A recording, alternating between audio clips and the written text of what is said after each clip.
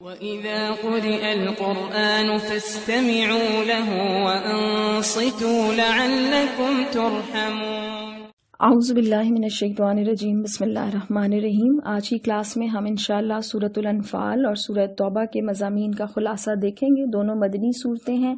سورہ انفال غزوہ بدر کے بعد 2 ہجری میں نازل ہوئی اور بنیادی طور پر اس میں غزوہ بدر ہی پر تبصرہ اور جہاد کے حوالے سے احکامات ہیں۔ ہم اس کا تھوڑا سا تاریخی پس منظر دیکھتے ہیں کہ مدینہ میں مسلمانوں کی ریاست بننے سے قریش کو دیگر خطرات کے ساتھ ایک بڑا خطرہ یہ لاحق تھا کہ ان کی جو تجارتی شاہراہ تھی جس سے وہ شام کی طرف تجارت کیا کرتے تھے، وہ مدینہ کے قریب سے گزر کر جایا کرتی تھی، اور اگر مسلمان مدینہ میں ایک ریاست کی حیثیت سے اس شاہراہ پر اپنی گرفت مضبوط کر لیتے تو قریش کی تجارت کو بڑا خطرہ لاحق ہو سکتا تھا۔ شعبان 2 ہجری میں قریش کا ایک بہت بڑا قافلہ شام سے مکہ کی طرف پلٹتے ہوئے اس علاقے میں پہنچا جو مدینہ کی زد میں تھا۔ چونکہ مال زیادہ تھا اور محافظ کم تھے تو سردار قافلہ ابو سفیان کو یہ خطرہ لاحق ہوا کہ کہیں مسلمانوں کا کوئی دستہ چھاپا نہ مار دے۔ اس نے مدد کے لیے اپنے آدمی کو مکہ کی طرف دوڑایا اور اس پر قریش کے بڑے بڑے سرداروں نے بڑی شان و شوکت سے ایک بڑی فوج اکٹھی کی اور مسلمانوں سے لڑنے کے لیے چلے۔ وہ صرف قافلے کو بچانے کے لیے نہیں نکلے تھے بلکہ اس ارادے سے نکلے تھے کہ اس آئے دن کے خطرے کو ہمیشہ کے لیے ختم کر دیا جائے۔ ادھر آپ صلی اللہ علیہ وسلم بھی ظاہرہ کے حالات سے باخبر تھے۔ آپ صلی اللہ علیہ وسلم نے مہاجرین اور انصار کو جمع کیا، ساری صورتحال بتائی کہ شمال میں تجارتی قافلہ ہے اور جنوب سے قریش کا جنگی لشکر آ رہا ہے۔ اللہ کا وعدہ ہے کہ ان دونوں میں سے کوئی ایک تمہیں مل جائے گا۔ ایک گروہ کی یہ خواہش تھی کہ تجارتی قافلے پر حملہ کیا جائے، لیکن نبی کریم صلی اللہ علیہ وسلم نے اپنا سوال دہرایا کہ کس طرف جایا جائے، اور اس پر انصار اور مہاجرین کی طرف سے بہت خوبصورت جواب آئے۔ مہاجرین نے یہ کہا کہ اے اللہ کے نبی صلی اللہ علیہ وسلم، جدھر آپ کا رب حکم دے اسی طرف چلیں، ہم آپ کے ساتھ ہیں، اور ہم بنی اسرائیل کی طرح یہ کہنے والے نہیں کہ جاؤ تم اور تمہارا خدا دونوں لڑو، بلکہ ہم یہ کہتے ہیں کہ ہم آپ کے ساتھ ہیں اور جانیں لڑائیں گے۔ اسی طرح سے انصار کی طرف سے بھی یہی جواب آیا کہ آپ نے جو ارادہ فرما لیا آپ اس کو کر گزریے اور ہم آپ کے ساتھ ہیں، حتیٰ کہ اگر آپ سمندر پہ جا پہنچیں اور اس میں اتر جائیں تو ہم آپ کے ساتھ کودیں گے اور ہم میں سے کوئی ایک بھی پیچھے نہ رہے گا۔ یہ مسلمانوں کا ایمان تھا اور مسلمانوں کا جذبہ جہاد تھا۔ 17 رمضان کو بدر کے مقام پر قریش کے جنگی قافلے اور مسلمانوں کے درمیان مقابلہ ہوا۔ قریش کی شکست ہوئی، 70 افراد ان کے مارے گئے، 70 قیدی بنے اور مال غنیمت مسلمانوں کے ہاتھ میں آیا اور قریش کے بڑے بڑے سردار مارے بھی گئے۔ سورت کا آغاز ہوتا ہے کہ یہ تم سے انفال کے بارے میں پوچھتے ہیں۔ انفال کہتے ہیں نفل کی جمع ہے وہ چیز جو حق سے زائد ہو، اور اللہ تعالیٰ نے یہ بات ارشاد فرمایا کہ یہ جو انفال ہیں یہ اللہ اور اللہ کے رسول صلی اللہ علیہ وسلم کے لیے ہیں، آگے جا کر ان کی تقسیم کے متعلق بات ہوگی۔ اللہ تعالیٰ نے شروع کی آیات میں سچے مومنین کی صفات بتائیں کہ وہ تقوی اختیار کرنے والے ہیں، مال غنیمت سے زیادہ آپس کے تعلقات کی استواری کی کوشش کرتے ہیں، اللہ اور رسول صلی اللہ علیہ وسلم کی مخلصانہ اطاعت کرتے ہیں، ان کے دل اللہ کا ذکر سن کر لرز اٹھتے ہیں اور اللہ کی آیات سن کر ان کا ایمان بڑھ جاتا ہے، اپنے رب پر توکل کرتے ہیں، نماز قائم کرتے ہیں اور اللہ کی راہ میں خرچ کرتے ہیں۔ آیت نمبر 5 سے لے کر آیت نمبر 14 تک میں اللہ تعالیٰ نے جنگ بدر کا پس منظر بتایا اور مقصد جنگ کی وضاحت کی کہ اللہ تعالیٰ یہ چاہتا تھا کہ جو حق ہے اس کا حق ہونا ثابت ہو جائے اور جو باطل ہے اس کا غلط ہونا بھی ثابت ہو جائے۔ اللہ کی مدد اور فرشتوں کے نزول کے احسان کا ذکر ہوا اور مشرکین کو دنیا اور آخرت کے عذاب سے ڈرایا گیا۔ پھر اگلی آیات میں جو آیت نمبر 15 سے لے کر 28 تک ہیں، اس میں جہاد کی فرضیت کا حکم دیا گیا، میدان جہاد سے فرار کو گناہ کبیرہ قرار دیا گیا اور اس کی سزا جہنم بتائی گئی، الا یہ کہ کسی جنگی چال کے طور پر یہ پسپائی اختیار کی جائے۔ مسلمانوں کی یہ تربیت کی گئی کہ جب بھی جہاد کے لیے بلایا جائے تو فوراً سمع اور اطاعت کا مظاہرہ کریں اور یہود کی طرح بہرہ بن کر نہ رہ جائیں۔ امت مسلمہ کو یہ بھی ڈرایا گیا کہ جب فتنہ پھیل جاتا ہے تو پھر ظالموں کی وجہ سے معصوم لوگوں کو بھی سزا ملتی ہے، یعنی اس سے بات یہ سمجھ آتی ہے کہ جب فتنہ پھیل جاتا ہے تو اس کو روکنے کے ذمہ دار سب ہیں۔ پھر اللہ تعالیٰ نے اللہ اور اللہ کے رسول صلی اللہ علیہ وسلم کے ساتھ خیانت کرنے سے منع کیا اور مال اور اولاد کے فتنے سے بچ کر جہاد کرنے کا حکم دیا۔ آیت نمبر 29 سے 40 تک میں قریش مکہ کے جرائم گنوائے گئے اور مسلمانوں کو ان سے جنگ کا جواز فراہم کیا گیا۔ قریش مکہ کے بارے میں یہ بھی صاف بتایا گیا کہ یہ اب خانہ کعبہ کے متولی یا کسٹوڈین ہونے کا استحقاق نہیں رکھتے۔ آیت نمبر 41 سے لے کے 47 تک میں مال غنیمت اور جنگ کے احکامات بتائے گئے کہ مال غنیمت میں سے خمس یعنی 20% اسلامی ریاست اللہ کے رسول صلی اللہ علیہ وسلم، رشتہ داروں، یتامہ، مساکین اور مسافروں کے لیے ہوگا، اور باقی جو 80% ہے وہ مجاہدین اور فوج میں تقسیم کیا جائے گا۔ جنگ بدر کے دن کو یوم الفرقان کہا گیا کہ یہ وہ دن تھا جب حق اور باطل میں فرق ہوا، اور جنگ بدر کے مقاصد کی مزید وضاحت کی گئی کہ جنگ کا مقصد یہ تھا کہ مرنے والا دلیل پر مرے اور جینے والا دلیل پر جیے۔ پھر اگلی آیات میں مسلمانوں کو میدان جنگ میں ثابت قدمی کا مظاہرہ کرنے، کثرت سے اللہ کا ذکر کرنے، اللہ اور رسول صلی اللہ علیہ وسلم کی اطاعت کرنے، لڑائی جھگڑے، باہمی اختلاف، غرور اور ریاکاری سے بچنے اور صبر و استقامت اختیار کرنے کی ہدایت کی گئی، ورنہ مسلمانوں میں کمزوری پیدا ہو جائے گی اور ان کی ہوا اکھڑ جائے گی۔ اس کے بعد آیت 48 سے 54 تک میں ابلیس کے کردار پر بھی وضاحت کی گئی کہ اس نے خوب ابھارا کفار کو جنگ کے لیے، لیکن عین میدان جنگ میں وہ خود الٹے پاؤں پھر گیا۔ پھر منافقین اور سرداران قریش کے فرعونی رویوں پر روشنی ڈالی گئی کہ انہیں دنیا کے عذاب سے بھی دوچار کیا گیا، اور بتایا گیا کہ عالم نزع کے وقت فرشتے کافروں کے چہروں اور پیٹھوں پر مارتے تھے اور یہ پھر آگ میں داخل کیے جائیں گے۔ سرداران قریش اور فرعون کے کردار کی مماثلت بیان کی گئی کہ یہ ضد اور تکبر سے کام لینے والے ہیں، اللہ کے رسولوں کی تکذیب کرنے والے اور ان کی بھرپور مخالفت کرنے والے ہیں، اور اللہ تعالیٰ نے ان کے گناہوں کی پاداش میں آل فرعون کو غرق کر دیا تھا۔ آیات 55 سے لے کر 71 تک میں اسلامی ریاست کے لیے جنگ اور صلح کے احکامات کی وضاحت کی گئی ہے کہ عہد شکنی اور معاہدوں کی خلاف ورزی پر کافروں سے سختی سے نمٹیں۔ اسلامی ریاست کی خارجہ پالیسی یہ بتائی گئی کہ اگر کوئی ملک معاہدوں کی خلاف ورزی کرے تو اسلامی ریاست کو بھی پھر معاہدہ توڑ دینا چاہیے، اور اگر دشمن صلح کی پیشکش کرے تو اللہ پر توکل کرتے ہوئے دوستی کا ہاتھ بڑھایا جا سکتا ہے۔ پھر یہ بھی بتایا گیا کہ اسلامی ریاست کو دشمن کے مقابلے میں ہتھیار تیار رکھنے چاہیے تاکہ اللہ کے دشمنوں اور مسلمانوں کے دشمنوں اور نامعلوم دشمنوں پر مسلمانوں کا رعب قائم رہے۔ نبی کریم صلی اللہ علیہ وسلم کو یہ کہا گیا کہ وہ مسلمانوں کو جہاد کے لیے ابھاریں۔ اس کے بعد ایک اور یہ اصول بتایا گیا کہ مسلمانوں کی فتح کا دار و مدار صرف عسکری قوت اور مسلمانوں کی تعداد پر نہیں ہے، بلکہ اصل چیز ان کا ایمان اور میدان جنگ میں ان کی صبر اور ثابت قدمی ہے۔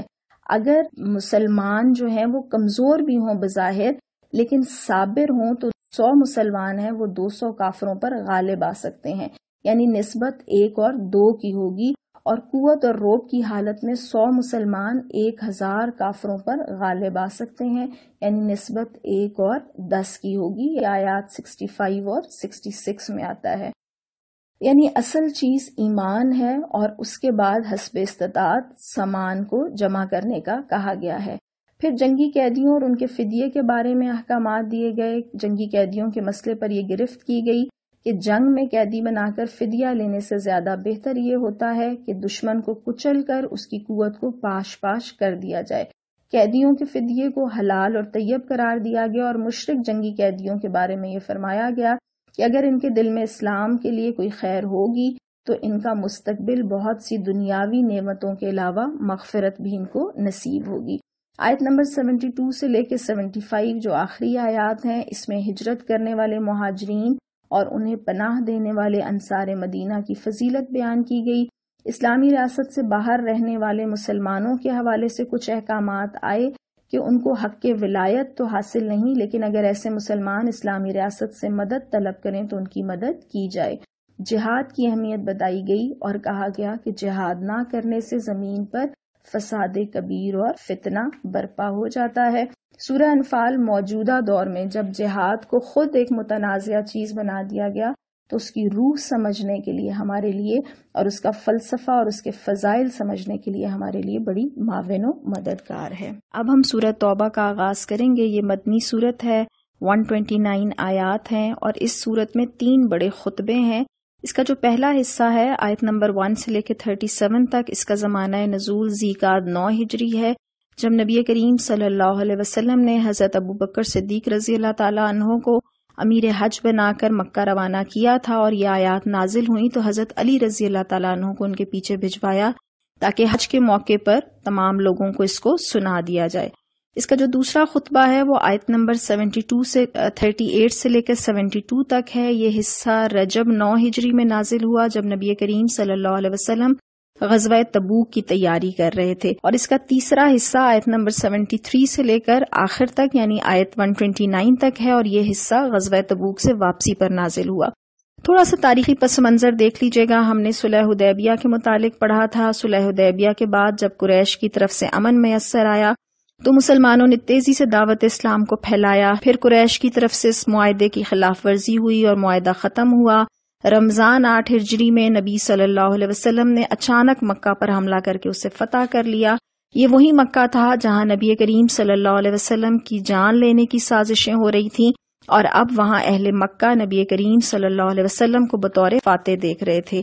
اس کے بعد غزوہ حنین ہوا جس میں دیگر مشرک قبائل نے اپنی ساری طاقت لگا دی، لیکن اس میں وہ ناکام رہے، اور عرب کی قسمت کا قطعی فیصلہ ہو گیا کہ اسے دارالاسلام بن کر رہنا ہے۔ 1 سال کے اندر اندر عرب کا بیشتر حصہ اسلام کے دائرے میں داخل ہو گیا۔ تصور کیجئے کہ مکہ کے کمزور مسلمان اب عرب کی لیڈرشپ ہیں، اور ہم نے موجودہ دور میں دراصل اسلام کو مغلوب حالت میں دیکھا تو ہم یہ تصور بھی بھول گئے کہ اسلام دراصل غالب رہنے کے لیے آیا ہے۔ غزوہ تبوک روم اور مسلمانوں کے درمیان جنگ تھی۔ روم اس وقت کی سپر پاور تھی، اور وہ عرب کی نئی جو طاقت تھی اسلام، اس کو کچلنا چاہتے تھے۔ یہ ایک فیصلہ کل مرحلہ تھا۔ دشمن فوج تعداد اور طاقت میں کئی گنا تھی، اور یہ وہی مارکا تھا جس کے لیے مسلمانوں نے بے شمار قربانیاں دیں، اور آپ جو سنتے ہیں کہ حضرت ابوبکر صدیق رضی اللہ تعالیٰ عنہ اپنے گھر کا سارا سامان اس مارکے کی تیاری کے لیے نظر کر دیا تھا۔ رجب 9 ہجری میں نبی صلی اللہ علیہ وسلم 30,000 کے لشکر کے ساتھ روانہ ہوئے۔ شدید گرمی کا زمانہ تھا، پانی کی قلت تھی، لیکن یہ جنگ بغیر لڑائی کے ہی جیتی گئی کیونکہ کیسر روم اپنی فوجوں کے ساتھ مقابلے پر آیا ہی نہیں۔ آیات کی طرف آئیے۔ پہلا حصہ جو آیت نمبر 1 ہے، اللہ اور اس کے رسول صلی اللہ علیہ وسلم کی طرف سے مشرکین کے ساتھ معاہدے ختم کرنے کا اعلان کیا گیا۔ ان کو 4 ماہ کی مہلت دی گئی۔ البتہ جن مشرک قبائل نے معاہدوں کی خلاف ورزی نہیں کی تھی، نہ مسلمانوں کے خلاف کسی کی مدد کی تھی، ان سے معاہدے پورے کرنے کا حکم دیا گیا۔ 4 ماہ کی مہلت کے بعد ان مشرکین سے جہاد کرنے کا حکم دیا گیا، الا یہ کہ وہ ایمان لے آئیں۔ اللہ فرماتے ہیں کہ یہ مشرک تمہارے معاملے میں نہ کسی رشتہ داری کا لحاظ کرتے ہیں اور نہ معاہدے کی پاسداری کا۔ پھر قریش کو ان کے جرائم بتائے گئے کہ وہ عہد کو توڑتے ہیں اور نبی کریم صلی اللہ علیہ وسلم کو مکہ سے نکالنے کی سازشیں کی، اور اللہ نے مسلمانوں کو یہ بتایا کہ اللہ تعالیٰ یہ دیکھے گا کہ کون اللہ، رسول صلی اللہ علیہ وسلم اور جہاد کو دیگر تمام کاموں اور رشتوں پر ترجیح دیتا ہے۔ مشرکین کو مسجد حرام کی تولیت یعنی کسٹوڈین شپ سے ہٹانے کا اعلان کیا گیا، اور اللہ کے ہاں درجہ پانے والوں کی صفات بتائی گئیں کہ وہ ایمان لاتے ہیں، اللہ کی راہ میں گھر بار چھوڑے اور جان اور مال سے جہاد کیا، انہی کو اللہ تعالیٰ نے کامیاب قرار دیا۔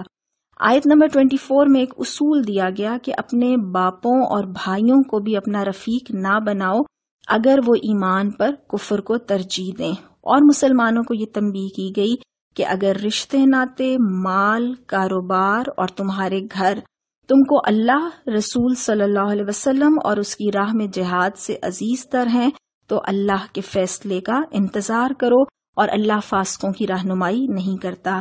یہاں پھر سوچنے کا پوائنٹ ہے کہ میری زندگی کی ترجیحات یا میری زندگی کی پرائرٹیز کیا ہیں۔ پھر غزوہ حنین کا تذکرہ ہے کہ اللہ تعالیٰ نے اس میں مسلمانوں کی کیسے مدد کی۔